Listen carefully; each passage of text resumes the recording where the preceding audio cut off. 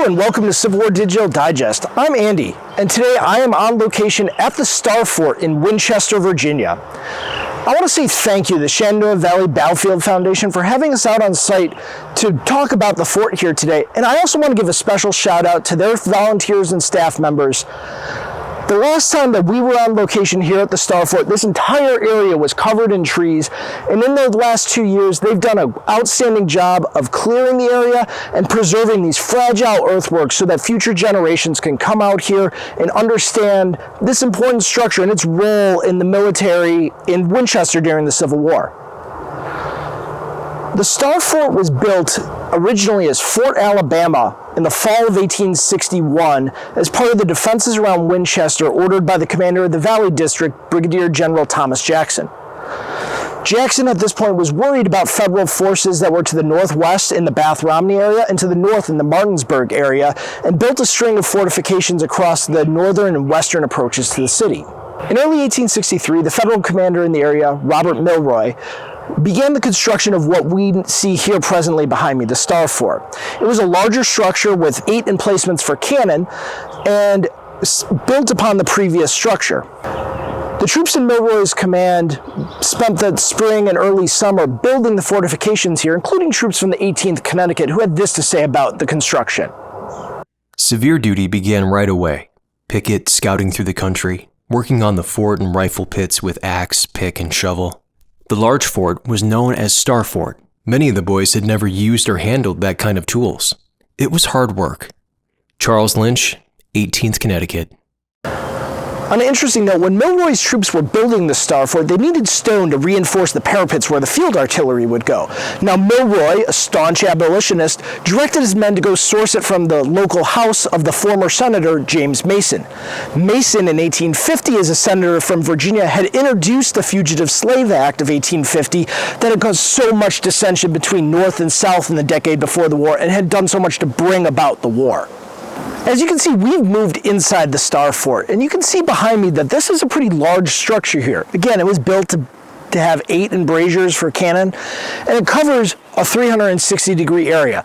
Part of Milroy's intention in building this was, rather than the smaller Confederate earthwork that was purposely meant to defend federal troops coming from the north and from the west, this fort is designed to cover the entire 360 degrees of this hilltop.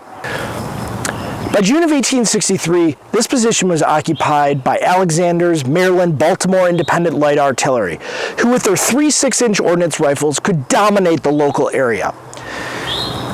In June, Richard Ewell's 2nd Corps, the Army of Northern Virginia, attacked Winchester, spearheaded by Major General Jubal Early's division. Early quickly overran some of the forts to the south and west of this area, and artillery here put down fire on those captured positions.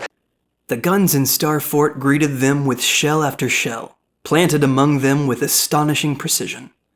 William Beach, 1st New York Cavalry.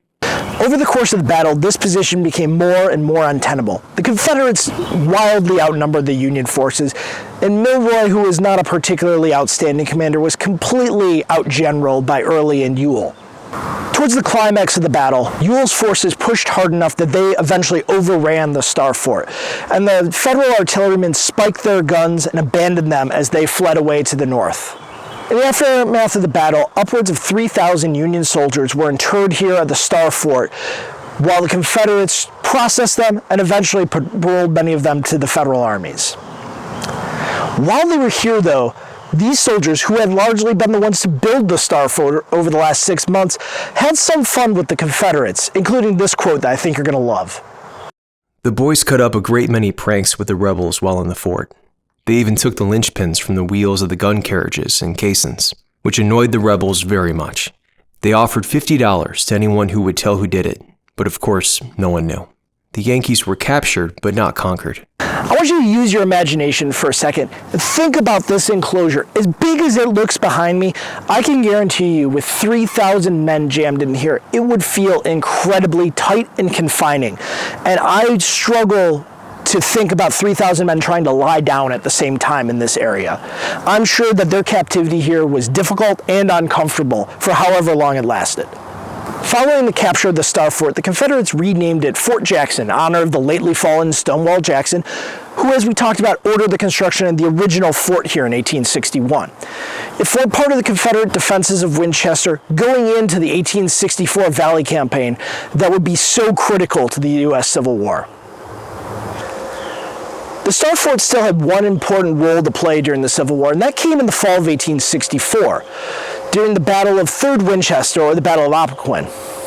On September 19, 1864, General Sheridan launched his Army of the Shenandoah against Jubal Early's Confederate forces about 3 miles east of here on the northeast side of town.